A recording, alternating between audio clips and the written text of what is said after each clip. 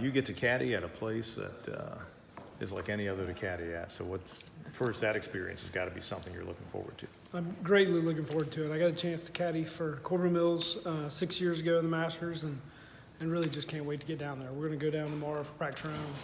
Be down there Sunday afternoon throughout the whole week, so just looking forward to it. What kind of mind-blowing experience is it, especially for the golfer, especially a young guy like Corbin was and like Doc is, to go through what he'll go through?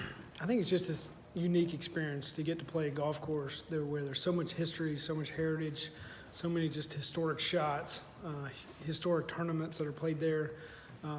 So I think Doc's going to do well. I think he's going to be able to handle all the kind of extracurricular activities that are going on, whether it's dinners that he has to go to or just being able to control his emotions throughout the week. He does a great job of kind of compartmentalizing things and focusing on what's in front of him. I think he'll have a great week. The thought process of Coach having you go and be the caddy for him, is that to help him stay sharp, not only for this tournament, but also for the rest of the year as well? I think more than anything, it's just helping him be comfortable. Doc and I have a great relationship. I spent a lot of time last year just walking with him in the fall. So we have a good rapport out there, and I think I have a good idea of what his game is. And then when he's here, Coach and I both work with him on his game. I just probably spend a little more time with him on the course, walking with him. So I think it's just, hopefully it's just an ease of comfort for him. How challenging is that mental part with everything that's going on? I'm sorry, say that again? How challenging is the mental aspect of it, trying to keep your head with everything that's going on and so much attention? I think for him, he's a really bright kid that can kind of just set things, kind of compartmentalize and just kind of focus on small tasks ahead of him. And I think he'll be able to handle that pressure much more so than other guys his age.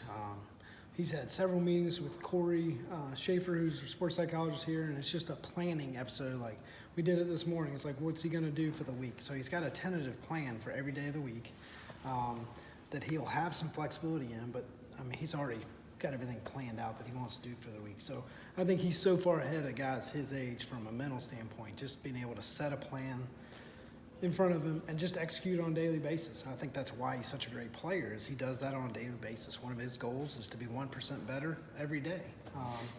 And he does that. He sets a plan, sets goals for himself on a daily basis and just executes. And I think that's why, it's one of the reasons he's so good, and I think that's why he'll do so well this week, especially from a mental aspect, is this is what I'm going to do today, and he'll go out and execute it. What advice do you have for someone, playing in such a big tournament like the Masters?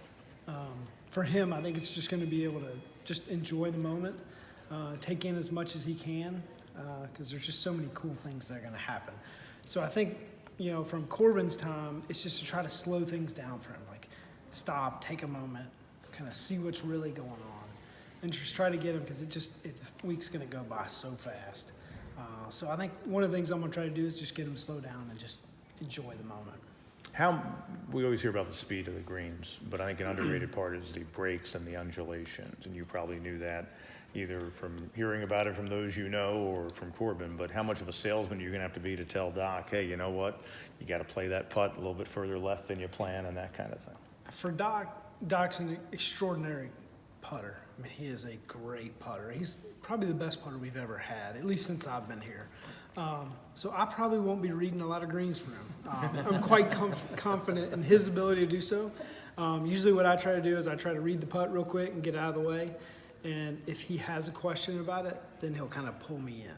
But most of the time, it's going to be Doc's going to know what to do. I'm more than confident that he can. And even because, again, it can be so crazy there sometimes on those greens where you think, you know what, I can play. I mean, they tend to be as amazing in terms of reading as any greens that he would have seen.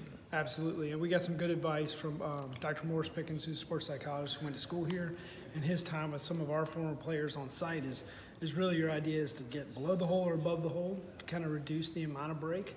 And for Doc this week, it's going to be, let's see if I can just get the speed of the green tray. He's going to make enough putts if we can get the speed down, if we can just work on leaving it in the right spots and just focus on his speed. The sports psychologist can also give insight on reading greens? Well, he's been there so many times with other players. I mean, Zach Johnson's one of his players.